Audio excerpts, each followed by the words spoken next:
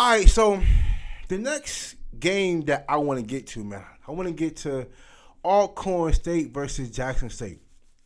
Now, we all know that Jackson State needs this game in order to go to the SWAC championship game, and I heard Jacoby and Morgan went back to practice. And damn, that's a big listen. I don't know if he's gonna try and play because I know they need this game. Even though I think Lockhart could kind of handle it, but I think for Lockhart, I think if he does play, I think this would be the best defense that he goes up against. But listen, before I get to that game, I want to say this. What I have a hard time looking at, and I have a hard time understanding is, I'm looking at so many of these, I'm looking at so many people put out different top 5 lists of the week. And what I have a hard time understanding is, how the hell do a lot of y'all have Alabama State at number 1? I know that there are people who are biased, who may even be haters, who may even be fans. But for y'all to put out a list and Alabama State be number 1 on it over Jackson State, it's telling me that one, either you're stat watching, and you know what? You know how I know it's stat watching? Because there was somebody who tried to tell somebody that the reason that they have Alabama State at number 1 is because they scored more points than them this year. I don't even understand how that person was allowed to say that in public. And I think it's silly that anybody could follow people who looking at stats to tell us why somebody's number 1. What the hell are you watching? And then for people to want to add, well, that Alabama State has been putting up 40 points without Andrew Body. So what the hell Jackson State been doing? And mind you, keep in mind, Alabama State has been playing with a redshirt junior. I thought he was a redshirt freshman, but he's a redshirt junior in Smoot. Jackson State, they're playing with a true freshman quarterback who's played on the road his last 2 games before playing against Bethune-Cookman. He's been playing on the road, and they've been putting up 40. So the fact that y'all trying to build that excuse for not Alabama State but not make it for Jackson State, I don't understand the logic that a lot of y'all are putting into these lists, and I think it's horrible, and that's why I don't speak to people on this internet. I don't speak to people on S because I can't even talk football with half the people that put these lists out, because when y'all put Alabama State at number 1, you lose me. But I need people to just put out an explanation as to why y'all have Alabama State, but at least have logical thought into it, and I'll listen. Now, I may not agree with it, but if it's logical enough for me to be like, I understand your point, then okay. But I don't believe there should be no list so far that shouldn't have Jackson State at number 1. I just don't get it. But be biased, be fanboys out or whatever. Be fans of your team. But the logical would be to have Jackson State at number 1. That's just my whole spiel on it. But anyway, get into the game, right? Get into the game. I'm sorry. I'm sorry. I had to get that out. But get into the game.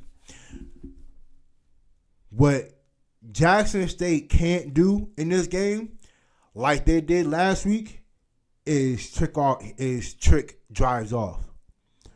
Even though statistically they dominated Bethune-Cookman,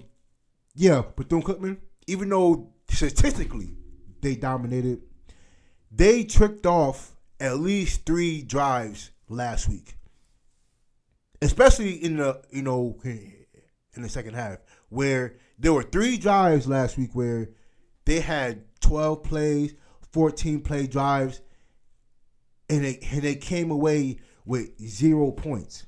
Like you had a missed field goal, you had turnover on downs, and then you had a horrible interception that you threw in the end zone. And listen, I know it's going to be probably popular this year to try and sit on Alcorn, but let me just tell you this. I think Alcorn has been a decent team this year. And even though they started 0-5, outside of Mississippi State, they ain't been blown out this year. They lost by 10 to Northwestern, lost by 10 to Alabama A&M, lost by 1 to Prairie View. And keep in mind, Prairie View swept through the division. And Prairie View blew out everybody else in the division, not Alcorn. And even though they're on a 4-game winning streak, like, I know it's the teams they beat. I understand it's Valley State, they beat Texas Southern, and they did beat Grambling, even though Grambling State did have some players that were suspended. It wasn't a lot of their starters. A lot of their starters didn't get suspended. But I will say that Alcorn is not as bad of a team as people want them to make them out to be. Like, this is this is an average team, but this is an average physical team. Like, this team is physical. Like, they're led by their 2 running backs in Reggie Davis and Jacoby Sewell. Now, I know Sewell, I think he's been battling injuries during the back half of the season, because at the start of the season, he was on fire. He had at least 3 games of over 100 yards, and I think he has a 200-yard game in there. And I think in between homecoming and FAMU, whichever one of them games was, he got hurt or he kind of tailed off. And I think Reggie Davis kind of took over as the number 1 back, because they both, mind you, they both have several hundred yards. But it just seemed like it flipped. Like, Sewell was getting the bulk of the carries the first half of the season, and now the back half of the season, Reggie Davis is getting most of the carries. But listen, I think this team is a very physical team. Now, Tobit, their quarterback, he's not bad of a quarterback, actually. Now, I think that he's a very emotional quarterback, though. I think he wears his emotions on his sleeves when he plays. And when he's struggling, when he don't like something, you're going to see it on his, you're going to see it through his body language, and you're going to see it through his play. Like, when you see him physically frustrated, that's when he's thrown off. Like, mind you, he's had good games this year. And he had some okay games this year. But for the most part, he's been fairly even. Had some good and bad in there. The offense averages 24 points a game, while the defense giving up 22 points a game. They're middle of the pack in everything. Total yards, scoring offense and defense, pass rush, passing offense, pass defense. Like, they're average they're a little to above average in everything. So they're not overwhelming on everything. But I think this is a very decent team. And defensively, they got guys that'll get after you. And Edwards is definitely one of the better linebackers in the SWAC for sure. I think last year he was a first team all conference before, and I remember because he ended up transferring to Norfolk State, and then he ended up transferring back, and I was shocked he came back. I'm like, I thought he was at Norfolk, but they got Eric Thomas, who's a real good pass rusher. You got Cedric Roberts, who's a pretty good pass rusher, and their secondary ain't bad. Listen, Jackson State should not take this team lightly. I think this is one. Alcorn is definitely one of those teams, that had that in boxing terms has a puncher's chance of winning because they're just a hard nosed punch you in the mouth type of team. They might not score, and listen, they've done it in many different ways this year. They've lost in shootouts.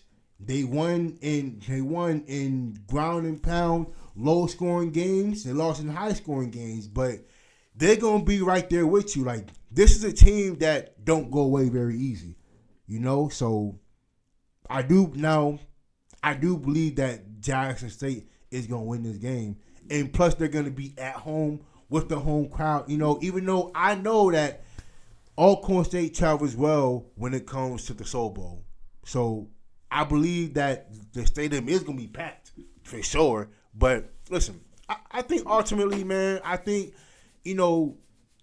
Jackson State is gonna win this game, and they're gonna be the ones preparing. Now I know, and you know what's crazy?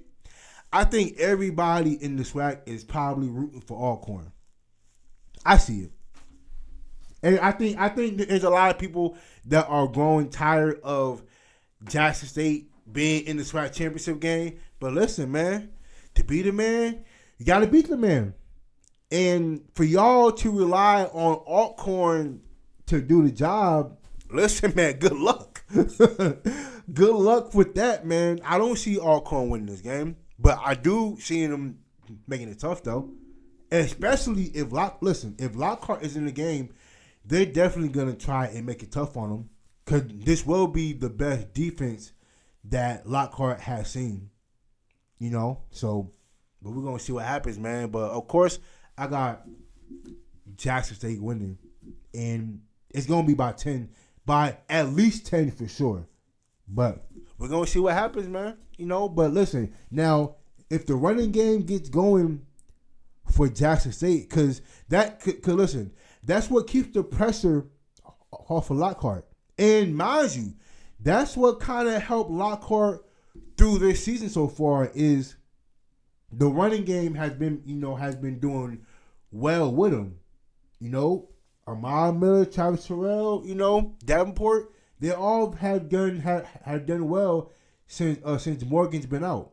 So, but we'll see if that continues. We'll see if Alcorn puts the emphasis on trying to stop the run. So we'll see what happens, man. But listen, I think this is gonna be a fun game to watch. I think it's gonna be a hell of a game to watch, man. I can't wait.